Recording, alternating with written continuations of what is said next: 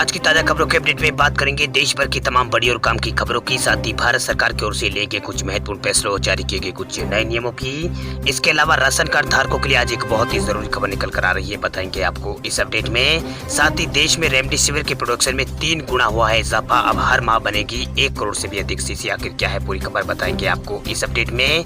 साथ ही देश की राज्य सरकार ने लिया है बड़ा फैसला, ऑटो और टैक्सी चालकों को देगी 5-5 हजार रुपए। आखिर कौन से राज्य की सरकार ने लिया ये फैसला बताएंगे आपको इस अपडेट में। साथ ही बढ़ते कोरोना संक्रमण को देखते हुए देश के इस राज्य में 15 मई तक लगा है लॉकडाउन। आखिर कौन से राज्य में लगा है ये लॉकडाउन बताएंगे आपको इस अपडेट में। साथ ही भारतीय गेमर्स के लिए खुशखबरी, भारत में जल्द लॉन्च होगा पबजी मोबाइल गेम। इसको लेकर भी आ रही एक बड़ी खबर सामने, बताएंगे आपको इस अपडेट में। साथ ही IPL 2021 को लेकर भी एक बड़ी खबर निकल कर आ रही है, बताएंगे आपको इस अपडेट में। साथ ही आज की तमाम बड़ी और काम की खबरों की बात करेंगे इस अपडेट में।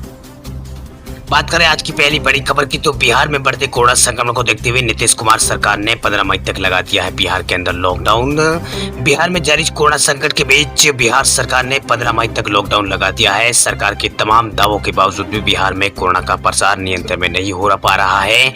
इसी के कारण खुद सरकार ने लॉकडाउन का फैसला किया है। इसे लेकर मुख्यमंत्री नीतीश कुमार ने यहाँ पर ट्वीट किया है। वही सीएम नीतीश कुमार ने ट्वीट करते हुए लिखा है कि कल यहाँ पर सहयोगी मंत्रीगण और पदाधिकारियों के साथ चर्चा के बाद बिहार में फिलहाल 15 मई तक लॉकडाउन लागू करने का निर्णय लिया गया है। इसकी विस्तृत जो गाइडलाइन है वो भी यहाँ पर सरकार की ओर से जारी कर दी गई है। वही बिहार में लगे इस 15 मई तक के लॉकडाउन के लिए सरकार ने यहाँ पर कुछ गाइडलाइन यहाँ पर जारी की है। सरकार की ओर से जारी की गाइडलाइन में कहा गया है कि फल, सब्जी, मांस, मछली और दूध इत्यादि की दुकानें सुबह 7 बजे से 11 बजे तक खुली रहेगी, यानी दुकानों के शटर केवल यहाँ पर 4 घंटों के लिए ही ऊपर होंगे। वही आवश्यक सेवा जैसे कि मेडिकल स्टोर है, लैब और पेट्रोल पंप इत्यादि यहाँ पर ये बंद से यहाँ पर बिहार के अंदर लागू नहीं होगी। इस दौरान शादी के लिए यहाँ पर छूट दी जाएगी। 3 दिन पहले जानकारी देते हुए केवल यहाँ पर शादी की मतलब जो जानकारी है शादी की वो यहाँ पर 3 दिन पहले यहाँ पर उपखंड अधिकारी को देनी होगी और केवल शादी में 50 लोगों को ही शामिल होने की यहाँ पर बात सरकार की ओर से की गई है। वही राज्य में लॉकडाउन के दौरान धार्मिक स्थल पूरी तरह से बंद रहेंगे। इसके साथ ही बिहार में सिनेमा हॉल और शॉपिंग मॉल आदि भी यहाँ पर बिल्कुल बंद रहेंगे। चलिए बात करते हैं अगली खबर की, तो भारतीय रिजर्व बैंक ने ICICI बैंक पर लगाया है 3 करोड़ रुपए का जुर्माना। भारतीय रिजर्व बैंक ने कल कहा है कि कुछ दिशा निर्देशों के उल्लंघन के लिए ICICI बैंक पर 3 करोड़ रुपए का जुर्माना लगाया गया है। केंद्रीय बैंक ने एक बयान में कहा है कि मास्टर सर्कुलर में दिए गए दिशा निर्देशों का उल्लंघन को लेकर ICICI बैंक पर ये 3 करोड़ का जुर्माना लगाया गया। इस बीच ICICI बैंक ने स्टॉक एक्सचेंज में दायर सूचना में कहा है कि मई 2017 में कुछ निवेशों के HTM श्रेणी से HFC श्रेणी में डालने से पर यहाँ पर बैंकिंग नियमन अधिनियम 1949 की कुछ प्रावधानों के तहत उस पर यह जुर्माना लगाया गया है। रिजर्व बैंक ने कहा है कि स्पष्ट मंजूरी के बिना मई 2017 में दूसरी बार प्रतिभूतियों को दूसरी जगह पर डालना उसके दिशा निर्देशों के उल्लंघन है। इसी वजह से भारतीय रिजर्व बैंक ने ICICI बैंक पर इतना भारी भरकम जुर्माना लगाया है। बात करते हैं अगली खबर की, तो कोरोना मरीजों के लिए राहत की खबर। देश में रेमडेसिविर के प्रोडक्शन में हुआ है 3 गुना इजाफा, अब हर माह बनेगी 1 करोड़ 5 लाख सीसी। देश में कोरोना संकट के बीच एक राहत की खबर है। केंद्रीय रसायन और उर्वरक राज्य मंत्री मनसुख मंडाविया ने मंगलवार को कहा है कि देश में रेमडेसिविर का उत्पादन लगभग 3 गुना बढ़कर प्रति माह 1 करोड़ 5 लाख करोड़ यहाँ पर हो गया है। वही सरकार के इस एंटीवायरल दवा की उपलब्धता को बढ़ाने के लिए कड़ी मेहनत यहाँ पर सरकार कर रही है। वही मंडाविया ने ट्वीट करके यहाँ पर कहा है कि दवा की जो उत्पादन क्षमता है वो 4 मई को 1 करोड़ 5 लाख सीसी पार कर गई है, जो कि साल 12 अप्रैल को 37 लाख सीसी थी। इस तरह उत्पादन क्षमता में लगभग 3 गुना वृद्धि हुई है। उन्होंने कहा है कि एक माह पहले 20 संयंत्रों की तुलना में इस समय देश में 57 संयंत्रों में एंटीवायरल दवा का उत्पादन यहाँ पर किया जा रहा है। उन्होंने कहा है कि जल्द ही हम बढ़ी हुई मांग को पूरा करने में सक्षम होंगे। अब बात करते हैं अगली खबर की, तो दिल्ली सरकार राशन कार्ड धारकों को मुफ्त देगी राशन, ऑटो और टैक्सी चालकों की करेगी आर्थिक मदद। राजधानी दिल्ली में यहाँ पर अरविंद केजरीवाल ने कल यहाँ पर मंगलवार को कहा है कि दिल्ली सरकार अगले 2 माह के लिए राष्ट्रीय राजधानी में 72 लाख राशन कार्ड धारकों को मुफ्त में यहाँ पर राशन देगी तथा ऑटो रिक्शा और टैक्सी चालकों को 5 हजार रुपए की आर्थिक सहायता सरकार देगी।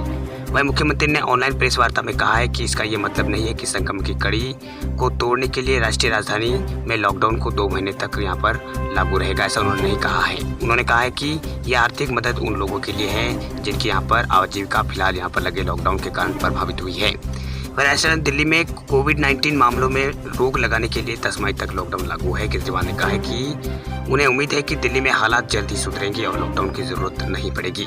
उन्होंने कहा है कि दिल्ली में 72 लाख राशन कार्ड धारकों को अगले 2 महीने तक निःशुल्क राशन सरकार की ओर से दिया जाएगा।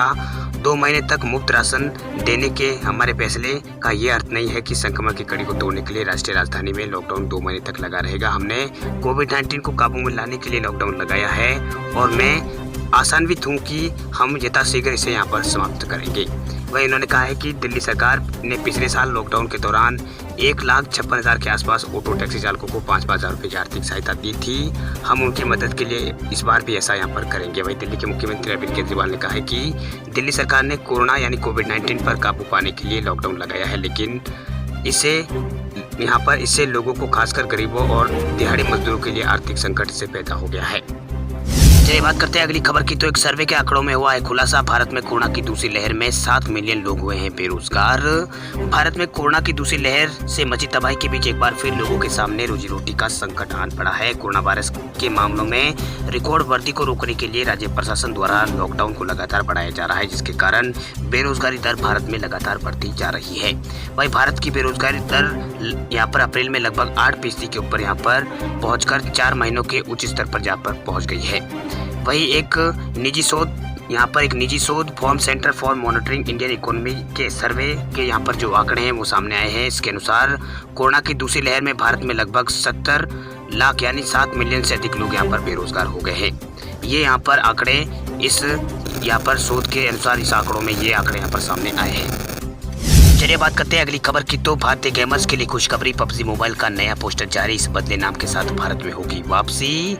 साउथ कोरियन कंपनी क्रॉपटॉन की तरफ से यहाँ पर battle royal games PUBG mobile की बदले नाम के साथ भारत में वापसी हो सकती है।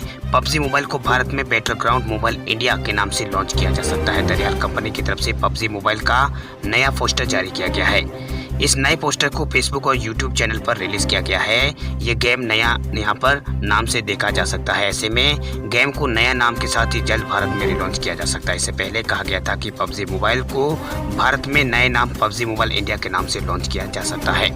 वही लाइव मीट है उसकी रिपोर्ट के मुताबिक पबजी मोबाइल को नए नाम से लॉन्चिंग के सवाल पर क्रॉपटॉन की तरफ से यहाँ पर कोई जवाब यहाँ पर नहीं दिया गया है। हालांकि कंपनी लंबे वक्त से पबजी मोबाइल को भारत में लॉन्च करने की कोशिश कर रही है। वही क्रॉपटॉन की तरफ से पिछले कुछ माह में यहाँ पर लिंक्डइन पर जॉब भी यहाँ पर कई पोस्ट की गई। इसमें हाल में ही एक job post government relationship manager की है।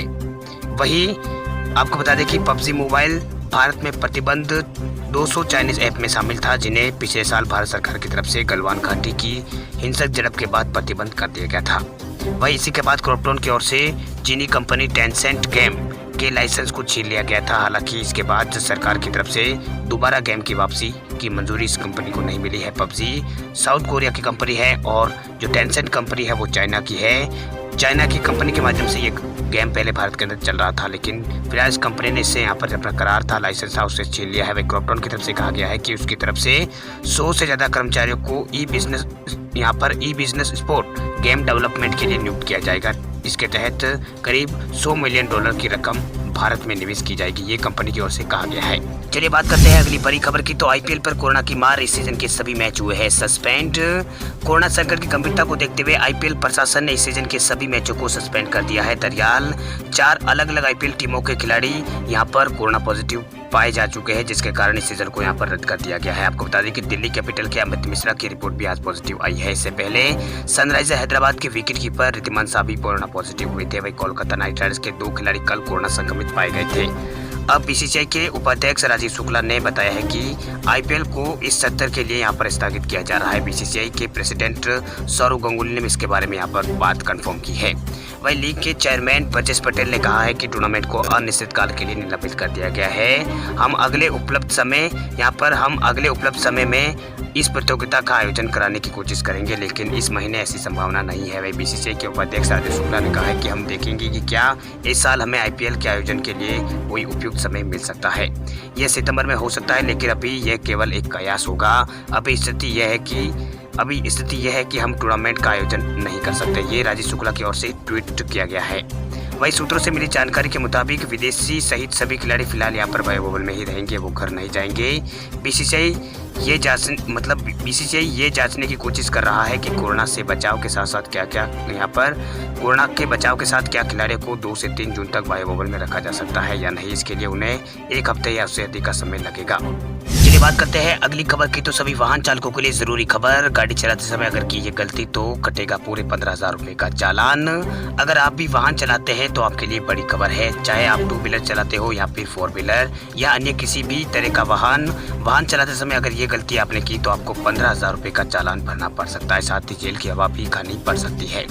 वही परिवहन मंत्रालय की ओर से एक नया नियम यहाँ पर लागू किया गया है। परिवहन विभाग के अनुसार वाहन चलाते समय शराब का सेवन करते हुए पाए जाने पर वाहन चालक को 2 साल की जेल या फिर 15,000 रुपए जुर्माना भी देना पड़ सकता है। वही परिवहन विभाग की ओर से ये नियम यहाँ पर लागू किया गया है। परिवहन विभाग ने कहा है कि शराब पीकर वाहन चलाने वालों को यहाँ पर परिवहन विभाग ने चेतावनी यहाँ पर दी है कि अगर आप वाहन में शराब पीकर अगर वाहन आप चलाते हैं और पकड़े जाते हैं तो मोटर वाहन अधिनियम धारा 185 के अनुसार पहली बार ऐसा करने पर आपके ऊपर 10,000 रुपए का जुर्माना और 6 महीने की जेल हो सकती है, और दोबारा अगर आप ऐसी गलती करते पकड़े जाते हैं तो आपके ऊपर 2 साल की जेल और 1,500 रुपए का जुर्माना यहाँ पर आपके ऊपर लग सकता है। ये यहाँ पर परिवहन विभाग की ओर से नियम यहाँ पर लागू किया गया है। चलिए बात करते हैं अगली खबर की। तो पेटीएम पूरे देश के 13 शहरों में लगाएगा oxygen plant. Digital financial service platform Paytm ने आज ऐलान किया है कि पेटीएम फाउंडेशन देश के 12 से 13 शहरों में ऑक्सीजन प्लांट लगाएगी। इससे कोविड-19 की दूसरी लहर से जूझते अस्पतालों में ऑक्सीजन की सप्लाई की जाएगी। ये ऑक्सीजन प्लांट सीधे अस्पतालों में लगाए जाएंगे, जिससे पूरे अस्पताल के ऑक्सीजन की जरूरत यहाँ पर पूरी होगी। इसके अलावा पेटीएम फाउंडेशन ने 21,000 ऑक्सीजन कंसंट्रेटर यहाँ पर जुटाए हैं, जिनको सरकारी अस्पतालों और कोविड केयर फैसिलिटी और प्राइवेट अस्पतालों और नर्सिंग होम और रेजिडेंट वेलफेयर एसोसिएशन को यहाँ पर दिया जाएगा। वही कंपनी ने हाल में ही ऑक्सीजन फॉर इंडिया यहाँ पर इंटीग्रिटी के तहत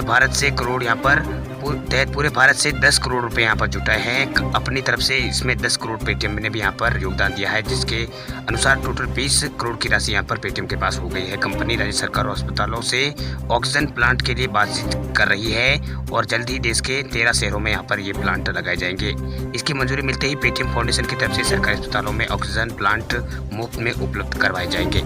चलिए अब जान लेते हैं देश भर के कोरोना आंकड़ों की। तो भारत में अब तक 2 करोड़ लोग हो चुके हैं कोरोना से संक्रमित। 24 घंटों में आए हैं 3,57,000 से अधिक नए कोरोना के केस। भारत में कोरोना वायरस का एक बहुत ही आक्रामक रूप भारत में तबाही मचा रहा है। वह देश में लगातार 7वें दिन 3.5 लाख से ज्यादा कोरोना के केस दर्ज हुए हैं। वह स्वास्थ्य मंत्रालय की ओर से जारी किए गए ताजा आंकड़ों के अनुसार पिछले 24 घंटों में भारत में 3,57,000 से अधिक नए कोरोना के केस आए हैं। वही 3,449 लोगों की जान भी गई है। हालांकि 3,20,000 से अधिक लोग पिछले 24 घंटों में ठीक भी हुए हैं। वही देश में अब तक ठीक हुए आंकड़ों का सबसे बड़ा यह आंकड़ा भारत के अंदर है। ये राहत की फिलहाल खबर है। इससे पहले रविवार को देश में 3,68,000 के आसपास कोरोना के नए केस आए थे। दुनिया भर में करीब 40% केस इस वक्त भारत में ही आ रहे हैं। वही 3 मई तक देश भर में 15 करोड़ 79 लाख के आसपास कोरोना डोज दी जा चुकी है। टोटल भारत में 15 करोड़ 79 लाख के आसपास 3 मई तक कोरोना डोज दी जा चुकी है। वही बीते दिन 17,08,000 के आसपास कोरोना के टीके लगाए गए हैं। वही अब तक 29 करोड़ 33 लाख से ज्यादा टेस्ट भारत में किए जा चुके हैं। बीते 24 घंटों में 16,000 से अधिक कोरोना सैंपल भारत में टेस्ट किए गए हैं और भारत में जो पॉजिटिविटी रेट है वो 21% से ज्यादा है। वही भारत में कोरोना के जो टोटल मामले हैं उनकी संख्या 2 करोड़ 2 लाख से ज्यादा हो चुकी है। वही कुल डिस्चार्ज मामलों की संख्या 1 करोड़ 67 लाख पार हो चुकी है। वही भारत में कुल एक्टिव केस 34 लाख के आसपास है। वही कुल मौतें भारत में 2,22,000 से अधिक हो चुकी है। वही महाराष्ट्र में 30 दिन में पहली बार नए मामलों की संख्या 50,000 से कम रही है। फिलहाल ये राहत की बहुत बड़ी यहाँ पर राहत की खबर है महाराष्ट्र में 30 दिन में पहली बार यहाँ पर संक्रमितों की संख्या 50,000 से कम रही है। महाराष्ट्र में पिछले 24 घंटों में 48,721 नई कोरोना के केस सामने हैं, जिसके साथ ही राज्य में संक्रमितों की संख्या बढ़कर 47,71,000 पार पहुँच गई है। महाराष्ट्र में पिछले 30 दिनों की अवधि में ये पहला ही दिन है जहाँ पर नए मामलों की संख्या यहाँ पर महाराष्ट्र में 50,000 से कम हुई है। वही राज्य में आंकड़ों में पिछले 24 घंटों में 567 मरीजों की मौत के बाद मृतकों का आंकड़ा भी 70,000 पार हो चुका है महाराष्ट्र के अंदर। वही महाराष्ट्र में अप्रैल में अधिकतर दिनों में संक्रमण के नए मामलों की संख्या करीब 60,000 से अधिक यहाँ पर रही है। वही राज्य के अंदर यहाँ पर 5 अप्रैल से लॉकडाउन जैसी पाबंदियां लागू कर दी गई है। वहीं ये जो पाबंदियां है इसको यहाँ पर लगातार सरकार ने आगे भी बढ़ाया है।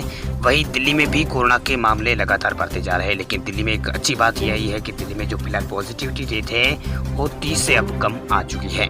राजधानी में पिछले 24 घंटों के दौरान रिकॉर्ड 448 लोगों की मौत दर्ज की गई। इस दौरान 18,000 नए कोरोना के केस आए हैं। दिल्ली से भी एक ये रही राहत की खबर है, क्योंकि दिल्ली में पहले कोरोना के जो मामले थे वो 25,000 29,000 से ज़्यादा आ रहे थे, लेकिन अब फिलहाल मामले जरूर यहाँ पर कम हुए, लेकिन मौतों का आंकड़ा दिल्ली में बढ़ गया है। पिछले 24 घंटों में 448 मौतें दिल्ली के अंदर हुई है और जो पॉजिटिविटी रेट है वो भी यहाँ पर 29.56% पर आ गई है। यानी पहले जो 29,000 ये केस आ रहे थे तब यहाँ पर दिल्ली की जो पॉजिटिविटी रेट थी वो 37% से भी ज़्यादा यहाँ पर पहुँच चुकी थी, लेकिन फिलहाल यहाँ पर 29 के आसपास ये आ रही है। वहीं राजधानी दिल्ली में मृतकों की संख्या पिछले 24 घंटों में 400 से पार रही है। राजधानी में पिछले 24 घंटों में 61,000 से अधिक नए मामले यहाँ पर जो कोरोना की जांच होती है वो यहाँ पर की गई है। 18,000 से अधिक संक्रमित मिले हैं।